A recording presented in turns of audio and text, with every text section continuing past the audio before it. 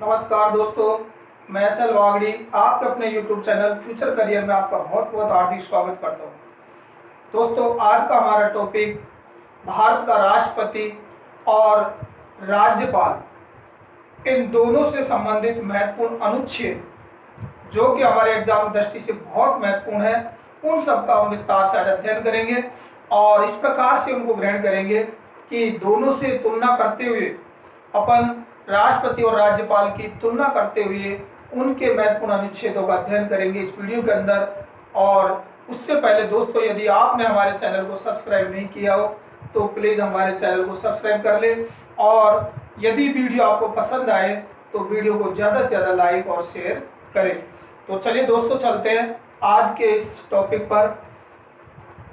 दोस्तों, एक तरफ मैंने यहाँ पर राष्ट्रपति और दूसरी तरफ मैंने यहाँ राज्यपाल, दोनों के बीच में ये आडी लाइन रेखा खींची हुई है और अपन दोनों सबसे पहले इनका ट्रिक पढ़ लेते हैं। तो इस तरफ राष्ट्रपति का ट्रिक है, राष्ट्र सनीरी कापुनी, राष्ट्र सनीरी कापुनी यो सर समक्ष आया, राष्ट्र सनीरी कापुनी यो सर समक्ष आया, राष्ट्र सनीरी कापुनी यो सर समक्ष आया। दोस्तों, अपन इधर राज्यपाल का ट्रिक्स भी देख लेते हैं कि राज्य सनी पयोसर, राज्य सनी पयोसर सैक्रक्ष आया, राज्य सनी पयोसर सैक्रक्ष आया। अब दोस्तों, अपन इनकी पहले विस्तार से व्याख्या कर लेते हैं एक बार कि राष्ट्र बना हमारा राष्ट्रपति और राज्य से बना हमारा राज्यपाल।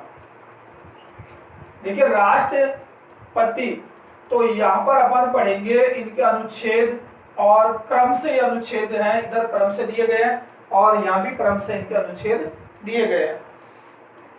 तो यहाँ पर से बना हमारा शक्ति, यानी अनुच्छेद 52 के अंदर यहाँ से अगर अपन लगाए या क्रम से 52, 53, 54, 55, 56, 57, 58, 59, 60, तो इस तरीके से क्रम से अपन चलेंगे कि राष्ट्रपति का वर्णन अनुच्छेद 52 के अंदर है। फिर से बना हमारा शक्ति, यानी राष्ट्रपति की जो कार्यपालिका शक्तियां हैं वो अनुच्छेद 53 के अंदर है। नी से बना हमारा निर्वाचन, तो राष्ट्रपति का जो निर्वाचन है अनुच्छेद 54 के तहत है। री से बना हमारा रीति, कि राष्ट्रपति के जो निर्वाचन की जो रीति है, यानी एकल संक्रमणी मत प्रणाली के आधार पर जो राष्ट्रपति का चुनाव किया जाता है, उसका वर्णन अनुच्छेद 55 के अंदर है। आगे का से बना हमारा कार्यकाल, कि राष्ट्रपति का जो कार्यकाल है वो अनुच्छेद 56 के अंदर इसका वर्णन है। पू से बना हमारा पुनः निर्वाचन, यानी राष्ट्रपति का जो 57 के अंदर, अनुच्छेद 57 के अंदर पुनर्निर्वाचन होता है जब राष्ट्रपति 5 वर्ष का कार्यकाल पूरा कर लेता है और उसके कार्यकाल के बाद में अगर वो पुनः राष्ट्रपति के पद पर अगर चुनाव लड़ना चाहे तो पुनर्निर्वाचन के लिए अनुच्छेद 57 के तहत उसका निर्वाचन होता है। आगे है यो से बना हमारा योग्यताएं, कि राष्ट्रपति के लिए जो योग्यताएं होती हैं, अर्हताएं होती है, उसके लिए उनका वर्णन अनुच्छेद 58 के अंदर होता है।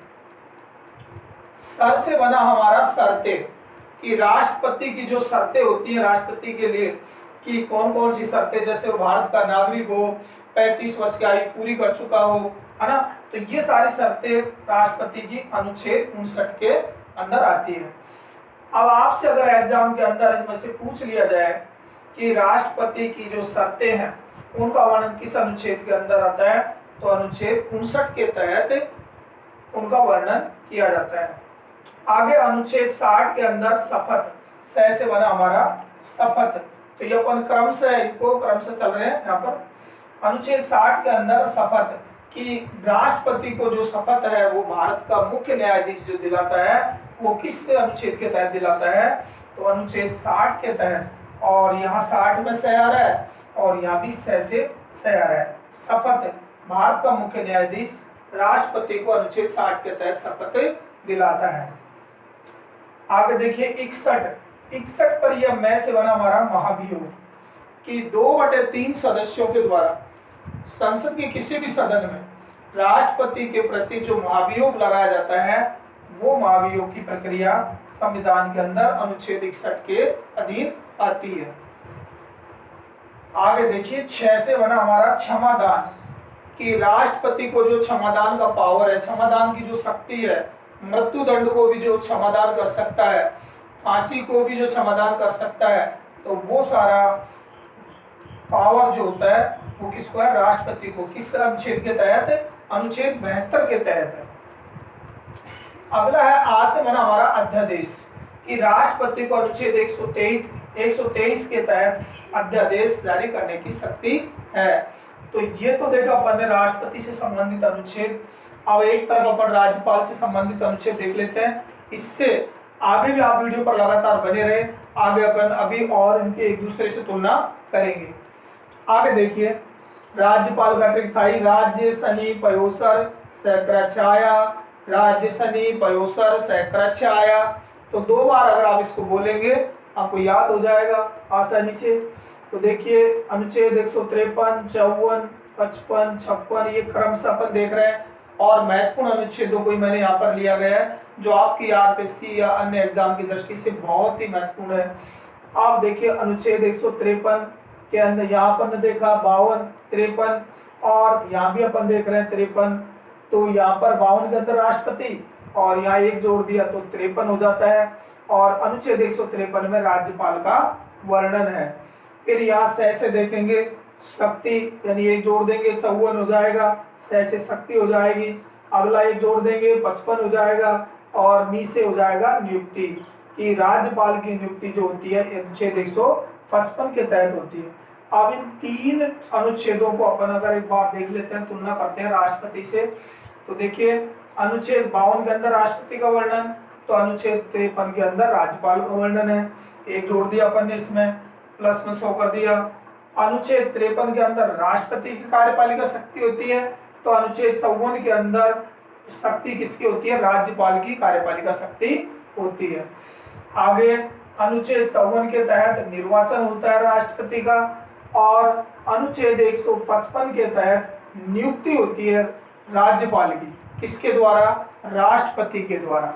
तो यहाँ पर अपन ने देखा कि अनुच्छेद 52, 53 और 54 3 अनुच्छेद हमारे जो राष्ट्रपति के हैं, और 3 अपन राज्यपाल के हैं। इनमें अपन ने 1 प्लस करके और इन तीनों को अपन इस तरीके से याद किया। आप देखिए अनुच्छेद 156, इसके अंदर होती है पदावधि, राज्यपाल की पदावधि यानी कार्यकाल, पद की अवधि। और अनुच्छेद 156 के अंदर ही यहाँ पर देखिए कार्यकाल होता है। अगर इसमें से अपन एक को हटा दें तो यहाँ पर 56 के तहत कार्यकाल होता है राष्ट्रपति का। दोनों एक समान है, 56 के अंदर कार्यकाल राष्ट्रपति का और 156 के अंदर कार्यकाल राज्यपाल का। आगे देखिए 157 के अंदर होती है योग्यताएं, कि राज्यपाल की जो योग्यताएं होती हैं, अर्हताएं होती हैं, वो 157 के अंदर आती है, 157 के अंदर। और यहाँ पर राष्ट्रपति से तुलना करें तो राष्ट्रपति की योग्यता इसमें 1 प्लस कर दें और 157 के अंदर योग्यताएं आती है राज्यपाल की, और 58 के अंदर आती है योग्यताएं राष्ट्रपति की। तो दोस्तों अपन दोनों से तुलना करके अगर इस तरह से दिमाग में इनको ग्रहण करेंगे तो आपको बहुत अच्छी तरीके से याद हो जाएंगी। 158 होती है शर्तें, 158 के अंदर ये होती है इसकी राज्यपाल की शर्तें। 159 के अंदर ये होती है शपथ, कि राज्यपाल जो शपथ लेता है कि उच्च न्यायालय का जो मुख्य न्यायाधीश जो होता है वो इसको शपथ दिलाता है। राज्यपाल को शपथ कौन दिलाता है जी? राज्यपाल को शपथ उच्च न्यायालय का मुख्य न्यायाधीश दिलाता है, याद रखेंगे। आगे देखिए अनुच्छेद 160, अनुच्छेद 160 के अंदर इसके राज्यपाल के कृत्य आते हैं, यानी कौन से कृत्य? आकस्मिक कृत्य जो है उनका वर्णन अनुच्छेद 160 के अंदर होता है। और यहाँ पर अपन आगे देखते हैं अनुच्छेद 161 के अंदर 6 से बना हमारा क्षमादान, कि राज्यपाल को जो क्षमादान का अधिकार है वो अनुच्छेद 161 के अंदर है, और राष्ट्रपति को जो क्षमादान का अधिकार है वो अनुच्छेद 72 के अंदर ध्यान रखेंगे कि राष्ट्रपति की क्षमादान की शक्ति अनुच्छेद 72 के अंदर आती है और राज्यपाल का क्षमादान 161 के अंदर आता है। दोनों अनुच्छेदों को आप इस तरीके से याद रखेंगे। और अध्यादेश याद करना बहुत ही आसान है, बहुत ही आसान है। अध्यादेश के अंदर देखिए कि राष्ट्रपति का अध्यादेश 123 के तहत संविधान के अनुच्छेद 123 के अंदर, और अगर इस 23 के अंदर इस एक को अगर यहाँ मध्य में रख दिया जाए, इस एक को अगर यहाँ लिया जाए तो 213 के अंदर अध्यादेश इसका है जी राज्यपाल का अध्यादेश है। तो दोस्तों कितना आसान है इसको याद करना, और दोनों से अगर तुलना करके अपन इस प्रकार से अगर इनको पढ़ेंगे तो मैं समझता हूँ कि राज्यपाल और राष्ट्रपति के जो अनुच्छेद हैं इनसे संबंधित आपकी कोई भी समस्या, कोई भी क्वेश्चन आपका नहीं रहेगा। तो मैं आपके लिए पुनः एक बार फिर से और प्रयास करूंगा और ज़्यादा इसको सरल आसान बनाने का। जब तक दोस्तों आपने अब तक अगर हमारे चैनल को सब्सक्राइब नहीं किया तो दोस्तों प्लीज़ हमारे चैनल को सब्सक्राइब कर ले और इस वीडियो को आप ज़्यादा से ज़्यादा शेयर करें जिससे ज़्यादा से ज़्यादा लोगों को इसका लाभ मिले। और दोस्तों आज के इस वीडियो में बस इतना ही, और चलिए मैं आपसे विदा लेता हूँ।